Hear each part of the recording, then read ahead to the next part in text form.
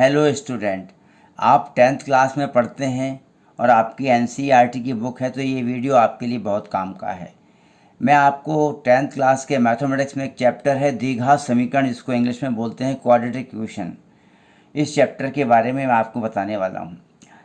इस चैप्टर को सॉल्व करने के लिए आपको जो पहले से आपने जो पढ़ा हुआ है, जो आपने स्टडी की हुई है, जो कि आपको मालूम है 8th क्लास और 9th क्लास तक, वह आपका नॉलेज काम यहाँ आने वाला है। तो हम आज देखेंगे कि द्विघात समीकरण या क्वाड्रेटिक इक्वेशन क्या होता है।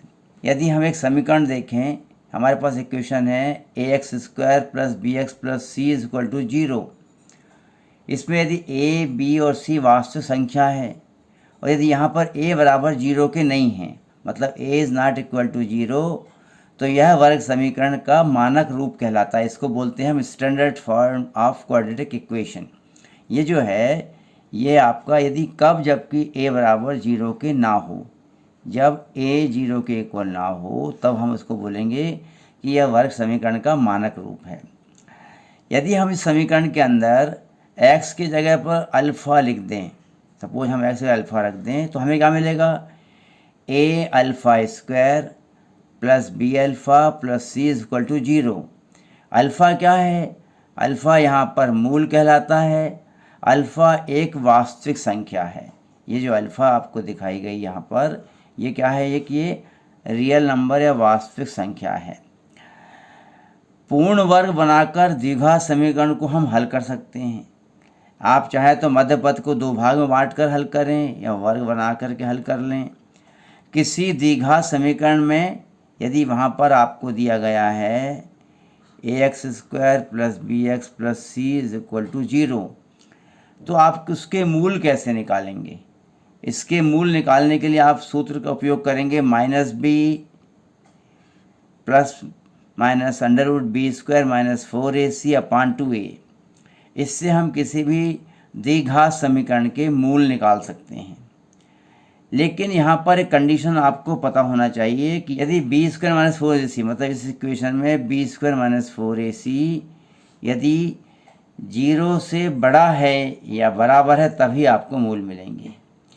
हम b² - 4ac जो दिया गया है, इस b² - 4ac को विविक्त कर कहते हैं। यहाँ पर वो कंडीशन हम देखेंगे कि यदि b² - 4ac 0 से बड़ा है तो आपको दो अलग अलग वास्तविक मूल प्राप्त होते हैं। लेकिन यदि b² - 4ac इक्वल है 0 के, तो आपको दो बराबर वास्तविक मूल मिलेंगे।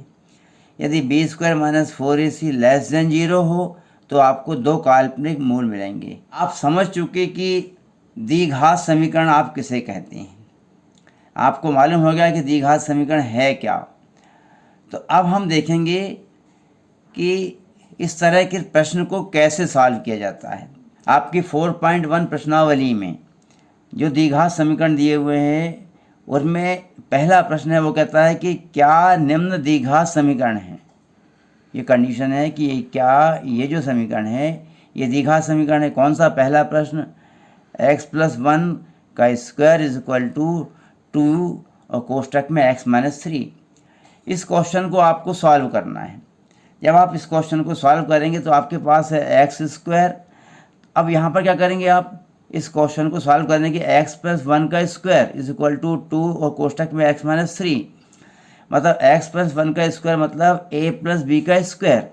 a + b का स्क्वायर मीन्स आप लिखेंगे a² + 2ab + b², मतलब a² यानी x² + 2ab 2, a की जगह x, b की जगह 1 + b² मतलब 1 का स्क्वायर है 1 = 2 का मल्टीप्लाई करेंगे अंदर 2 × x - 2 × 3 6। इस तरह से आपको मिलेगा। अब आप क्या करेंगे? आपको संख्या मिल गई।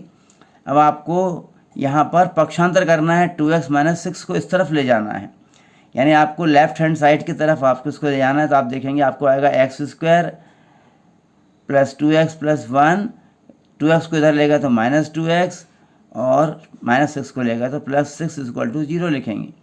अब 2x से 2x को आप काट देंगे, ये प्लस में है, माइनस में से कट जाएगी संख्या, आपको मिलेगा x² + 0x + 7 = 0। 0x मतलब 0 × x करेंगे तो 0 मतलब ये कट गया, आपको संख्या 0 मिली। अब यहाँ पर क्या देख रहे हैं आप, यहाँ पर देख रहे हैं ये क्या है, a x square plus b x plus c equal to zero का ये फॉर्म है।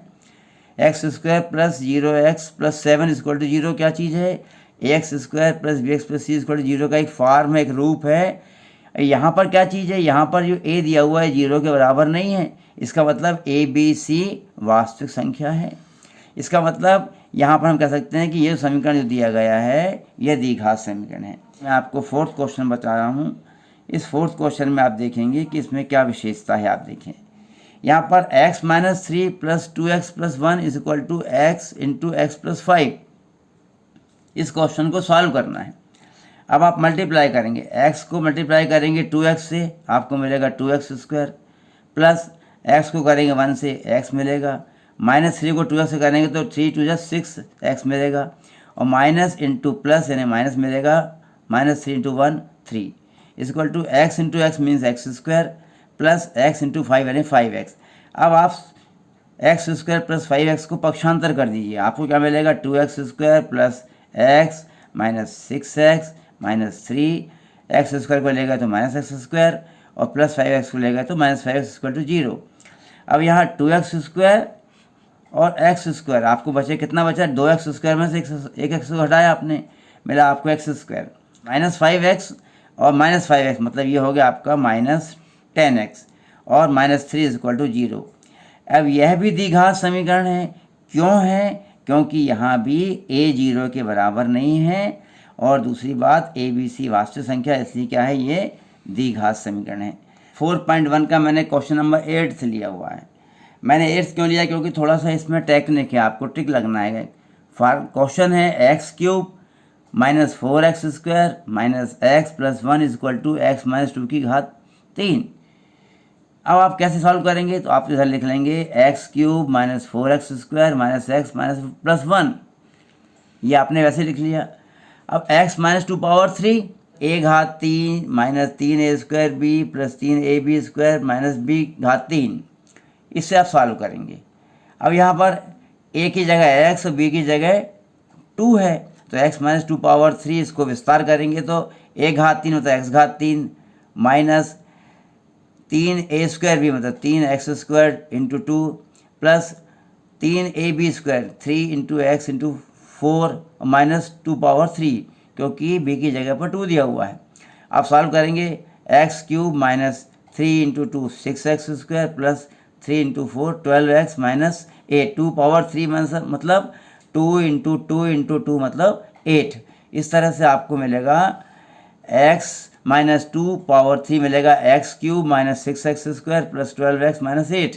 इसकी वैल्यू आप यहाँ पर रखेंगे एक्स क्यूब, किसकी, x माइनस 2 पावर 3 की वैल्यू कितनी, x cube minus 6x square plus 12x minus 8 में रखें।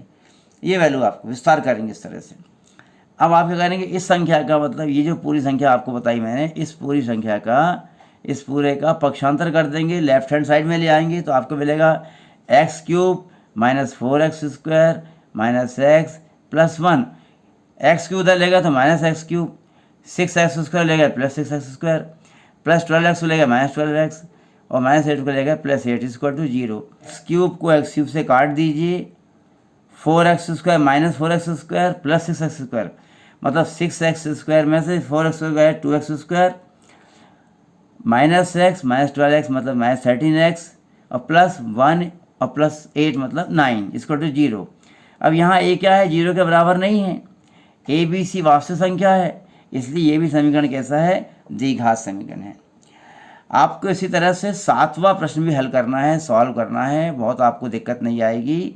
उसमें भी आपको सूत्र लगाना है, a plus B power 3 is equal to A cube plus 3a square B plus 3ab square plus B cube.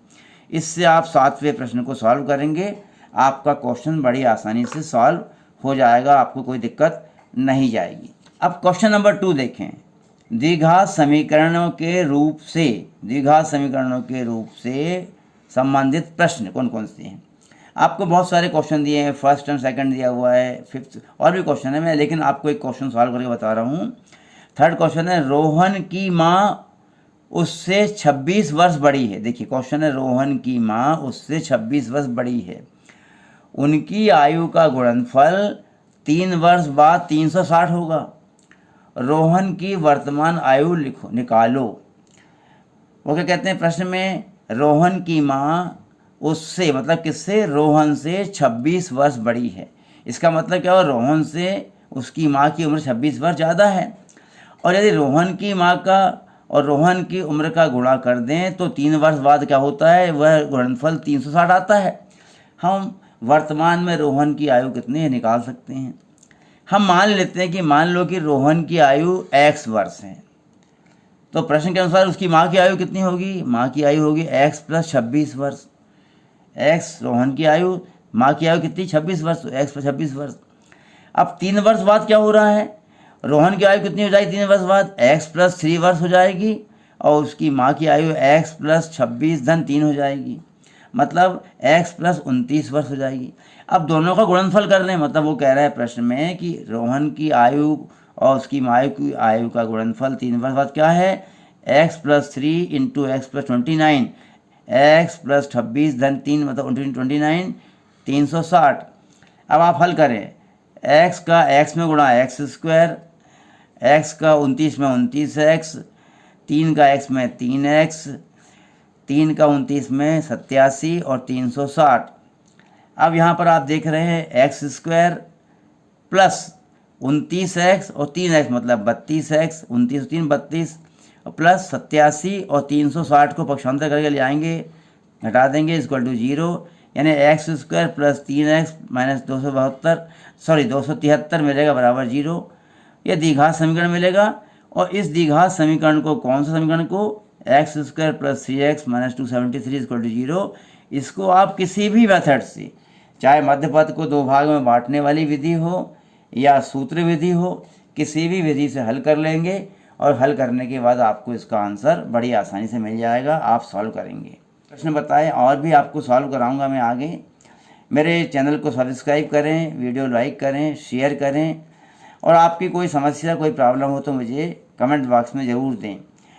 Student, आपको यदि क्वेश्चन एक बार में समझ में नहीं आता है तो आप 2 बार देखें, 3 बार देखें, आपको बड़ी आसानी समझ में आ जाएगा कैसे सॉल्व किया हुआ है। आज का वीडियो यही समाप्त करता हूँ। उम्मीद करता हूँ आपको वीडियो पसंद आया होगा। अगले वीडियो में आपसे फिर मिलता हूँ एक नए क्वेश्चन के साथ, इसी मैथमेटिक्स में क्लास 10th की नए टॉपिक के साथ। तब तक के लिए बाय बाय।